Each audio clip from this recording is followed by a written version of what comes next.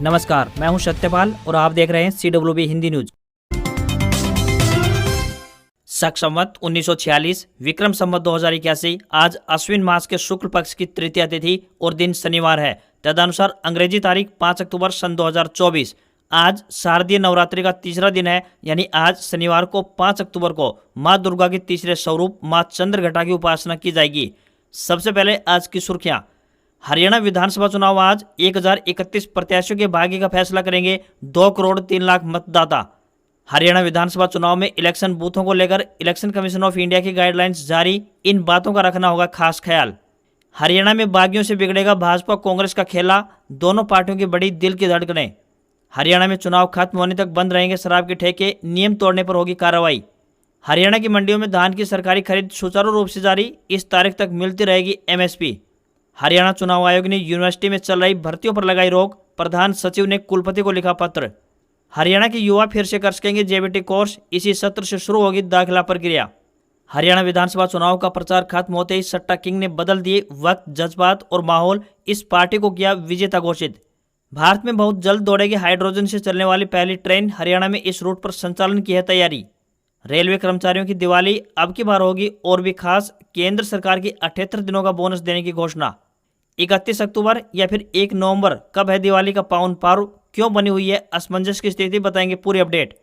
और विदेश मंत्री जयशंकर पाकिस्तान जाएंगे 15 व 16 अक्टूबर को SCO की बैठक में शामिल होंगे। साल 2015 में सुषमा स्वराज के बाद भारतीय नेता का यह पहला दौरा होगा। और अब खबरें विस्तार से।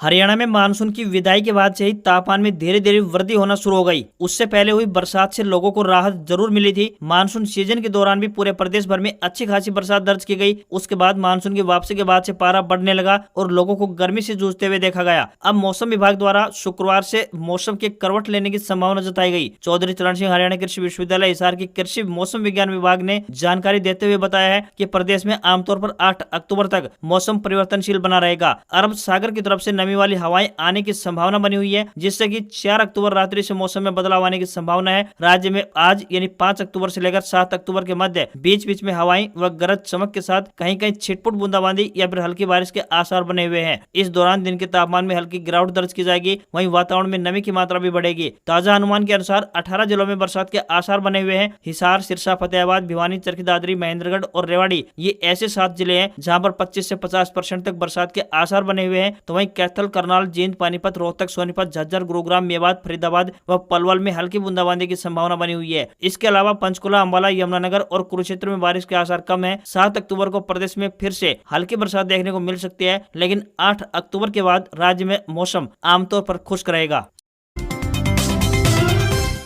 हरियाणा में डिप्लोमा इन एलिमेंट्री एजुकेशन यानी D.Ed करने के इच्छुक युवाओं के लिए अच्छी खबर है। सुप्रीम कोर्ट के आदेश पर प्रदेश सरकार ने निजी महाविद्यालयों को शैक्षणिक सत्र 2024-26 के लिए D.Ed यानी प्रचलित नाम जिसका JBT है में दाखिलों की अनुमति प्रदान कर दी है। ऐसे में हरियाणा के युवा अब डिप्लोमा इन एलिमेंट्री एजुकेशन में फिर से दाखिला ले पाएंगे। राज्य में 395 प्राइवेट D.Ed कॉलेज है, जिनमें 22,000 सीटों पर ये दाखिले किए जाएंगे। आदेशों को जमीनी तौर पर लागू करते हुए अब शिक्षा विभाग ने डिप्लोमा इन एलिमेंट्री एजुकेशन यानी JBT में दाखिला प्रक्रिया इसी सत्र से शुरू करने के आदेश जारी कर दिए हैं। ऐसे में जो भी युवा JBT में एडमिशन लेना चाहते हैं वह अब दाखिला ले सकते हैं।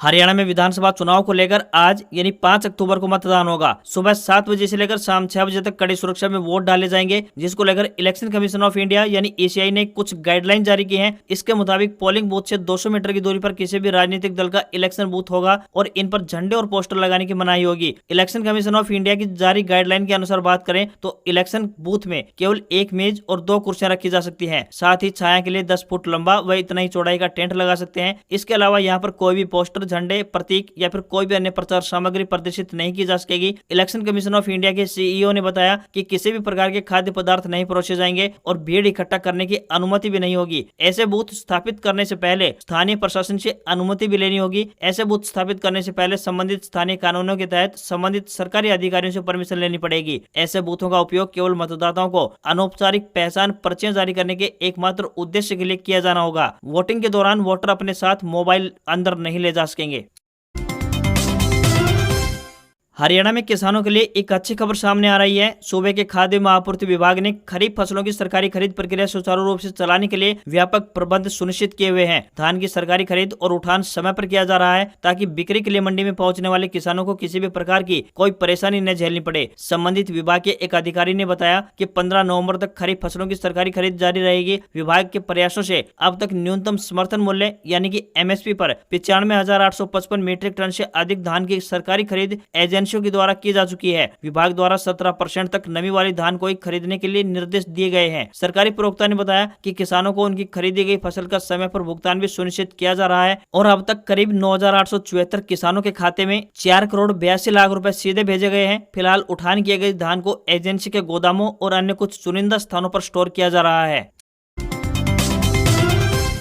हमें तो अपनों ने लूटा, गैरों में कहां दम था। ये लाइनें हरियाणा विधानसभा चुनाव के दौरान हो रहे दल बदल पर बिल्कुल स्टिक नजर आ रही हैं। तमाम आरोपों प्रत्यारोपों के बीच सभी पार्टियां राजनीतिक भंवर से अपनी नैया को पार लगाने की जुगत बिड़ाती हुई नजर आ रही हैं। चुनाव प्रचार का पहिया थम चुका है, आज वोट पड़ेंगे। अब तक कई छोटे बड़े नेता एक पार्टी को छोड़कर दूसरी पार्टी का दामन थाम चुके हैं। एक्सपोर्ट इम्पोर्ट की इस प्रक्रिया के बीच धड़कनें बीजेपी और कांग्रेस दोनों की ही बढ़ी हुई है। हालांकि किसी नेता के पार्टी छोड़ने या फिर किसी नेता के पार्टी से जुड़ने से क्या फर्क पड़ेगा, इसका पटाक्षेप तो जनता 8 अक्टूबर को मतगणना के दिन ही कर देगी। लेकिन उससे पहले पक्ष और विपक्ष दोनों की टेंशन बढ़ी हुई है। चुनाव अब दिलचस्प मोड़ पर पहुंच चुके हैं। सबसे ज्यादा समस्या भाजपा और कांग्रेस को उनके खुद के बागी नेता दे रहे हैं। इन सब के बीच चुनावी समीकरण गड़बड़ाए नजर आ रहे हैं। पार्टी आलाकमान के तमाम मान मनोबल के बावजूद कई नेता घर वापसी को तैयार नहीं हुए हैं, जिससे पार्टी के आधिकारिक तौर पर घोषित प्रत्याशियों की जीत की राहें मुश्किल हो चुकी हैं।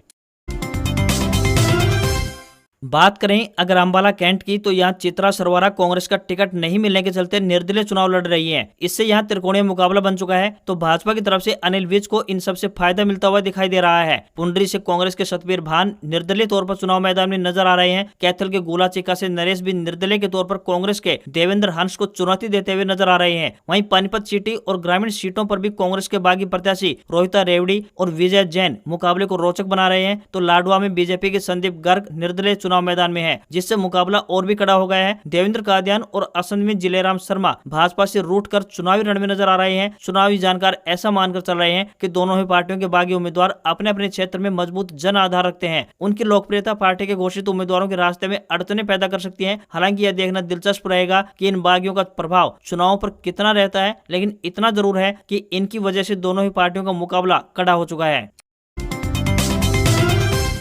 हरियाणा विधानसभा चुनाव का प्रचार खत्म होने तक तमाम पार्टियों द्वारा जबरदस्त मेहनत की गई। आरोप प्रत्यारोपों के दौर के बीच राजनीतिक दलों के बीच जबरदस्त भिड़ंत देखने को मिली। भीतरघातियों और बागियों का दंश झेल रही पार्टियां राजनीतिक भंवर से अपनी नैया पार लगाने की जुगत में नजर आई। नेताओं ने भले ही अपनी पार्टी को बदल लिया हो, लेकिन सट्टा किंग ने अपनी चाल में बदलाव नहीं किया है। चुनाव की घोषणा के बाद सट्टा किंग द्वारा जो अनुमान लगाया गया था, चुनाव प्रचार खत्म होने के बाद भी उसमें बदलाव देखने को नहीं मिला है। तो चलिए देख लेते हैं कि सट्टा बाजार द्वारा किसे विजेता घोषित किया गया है। विधानसभा चुनाव को लेकर फरौदी सट्टा बाजार के आकलन से नेताओं की दिलों की धड़कनें बढ़ सकती हैं। मीडिया रिपोर्ट से मिली जानकारी के अनुसार बता दें कि प्रदेश के 90 विधानसभा सीटों में कांग्रेस सरकार बनाने में सफल होती दिखाई दे रही है। तो सट्टा बाजार द्वारा कांग्रेस और आम आदमी में गठबंधन का आकलन लगाया गया था। ऐसा होने पर गठबंधन को 50 से ज्यादा सीटें मिलने का अनुमान लगाया गया था। गठबंधन नहीं होने के बाद भी सट्टा किंग मंथन करता रहा। प्रचार खत्म होने के बाद सट्टा बाजार द्वारा कांग्रेस को 55 से 58 सीटें आने का अनुमान लगाया गया है। वहीं बीजेपी को 24 से 26 सीटें मिलने का अनुमान बताया गया है। हालांकि ऊंट किस करवट बैठेगा,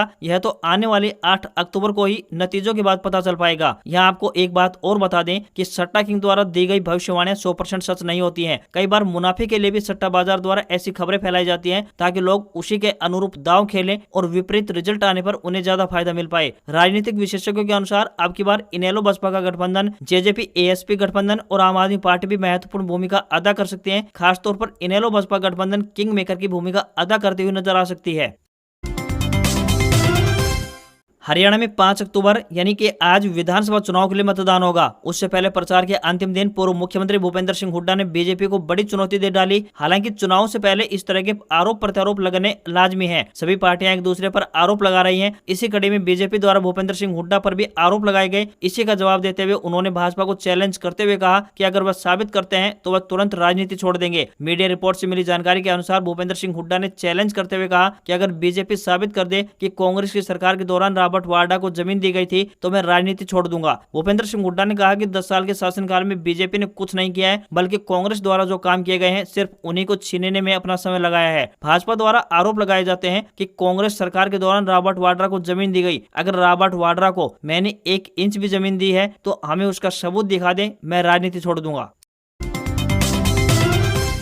हरियाणा में विधानसभा चुनावों को लेकर आज मतदान होगा। निर्वाचन अधिकारी ने बताया कि विधानसभा चुनाव के मद्देनजर 5 अक्टूबर को पूरे हरियाणा में ड्राई डे रहेगा, यानी 5 अक्टूबर को शाम 6 बजे मतदान प्रक्रिया संपन्न होने तक शराब की सभी दुकानें बंद रहेंगी। उन्होंने बताया कि इलेक्शन कमीशन ऑफ इंडिया यानी ECI द्वारा जारी आदेशों का उद्देश्य मुफ्त शराब के वितरण के माध्यम से वोटर्स को प्रभावित करने के किसी भी प्रयास को रोकना है। आदेशों की अवहेलना करने पर संबंधित व्यक्ति के खिलाफ नियमानुसार सख्त कार्रवाई अमल में लाई जाएगी। लोक प्रतिनिधित्व अधिनियम 1951 की धारा 135C के बारे में जानकारी देते हुए उन्होंने बताया कि कोई भी स्पिरिट युक्त या फिर नशीली शराब या फिर किसी भी तरह की प्रकृति के अन्य पदार्थ किसी भी होटल में बेचे या फिर वितरित नहीं किए जाएंगे। किसी भी शराब की दुकान, होटल, रेस्तरां, क्लब में शराब बेचने या परोसने वाले प्रतिष्ठानों को भी अनुमति नहीं दी जाएगी। इस अवधि के दौरान व्यक्तियों द्वारा शराब के भंडारण पर अंकुश लगाया जाएगा।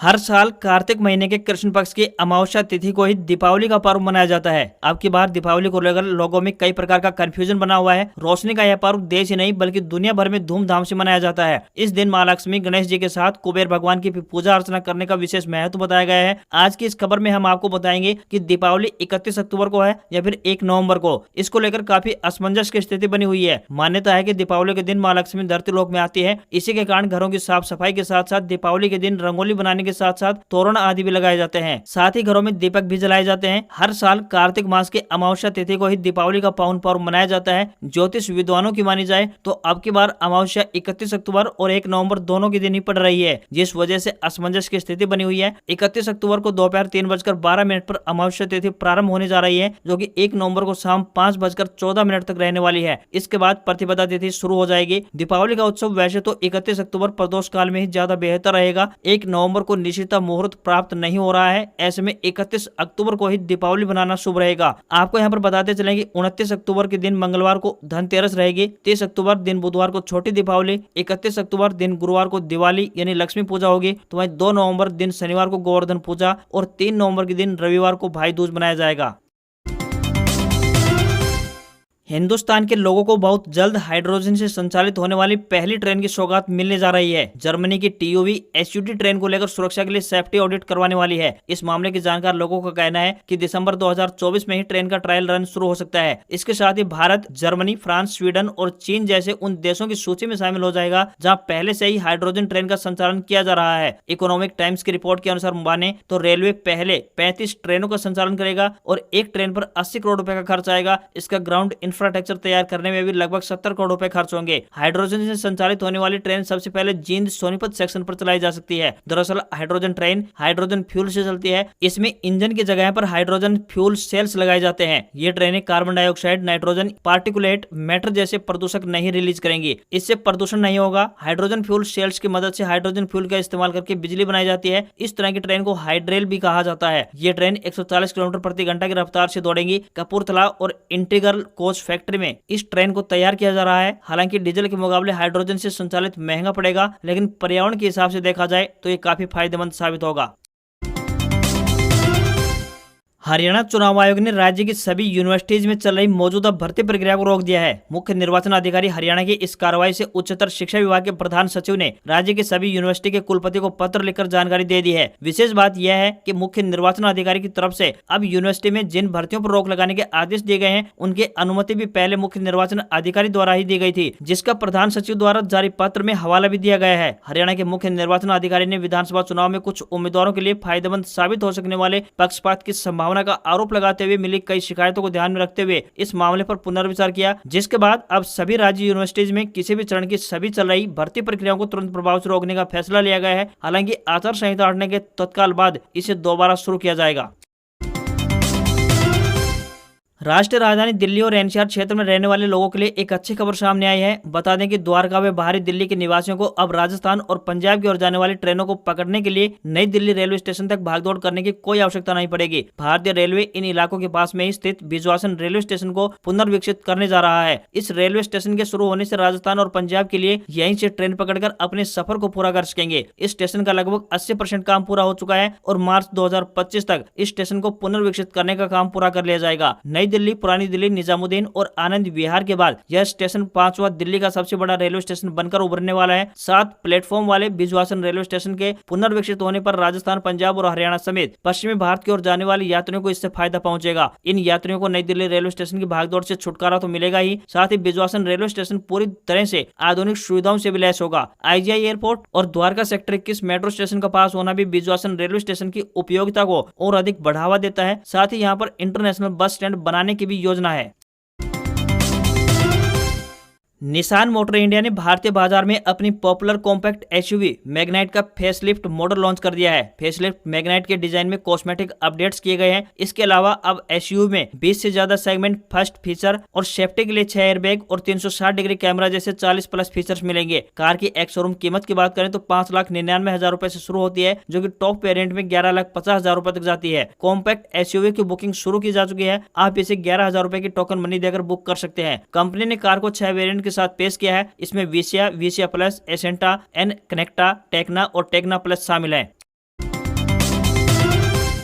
ईरान इजराइल में जंग की आशंका के बीच हफ्ते के आखिरी कारोबारी दिन भारतीय बाजार में सेंसेक्स 808 अंक की बड़ी गिरावट के साथ 81,688 के स्तर पर क्लोज हुआ। निफ्टी में भी 200 अंक की गिरावट रही और ये 25,049 के स्तर पर क्लोज हुआ। सेंसेक्स के 30 शेयरों में से 21 में गिरावट और 9 में तेजी दिखाई दी। निफ्टी के 50 शेयरों में से 37 में गिरावट और 13 में तेजी बनी रही। HDFC bank, Reliance, ICICI bank और महिंद्रा एंड महिंद्रा ने बाजार को सबसे ज्यादा नीचे गिराया, जबकि इन्फोसिस, टीसीएस और एक्सिस बैंक ने बाजार को ऊपर खींचा। वहीं 10 ग्राम 24 कैरेट गोल्ड के भाव 467 रुपए बढ़कर पहली बार 76,082 रुपए को छू गया। बाद में यह अपने हाई से 118 अंक गिरकर 75,964 रुपए के स्तर पर क्लोज हुआ। तो वह चांदी की कीमत में भी तेजी दिखाई दी और ये 1,615 रुपए बढ़कर 92,286 रुपए प्रति किलोग्राम पहुंच गई। दिल्ली में 10 ग्राम 22 कैरेट सोने की कीमत की बात करें तो 71,350 रुपए और 10 ग्राम के ही 24 कैरेट सोने की कीमत 77,820 रुपए पहुंच गई है। आज खबरों में बस इतना ही। देखते रहिए आपका अपना हरियाणा का सबसे बेहतरीन news channel CWB Hindi news. नमस्कार। इसी आशा के साथ आपका दिन शुभ रहे।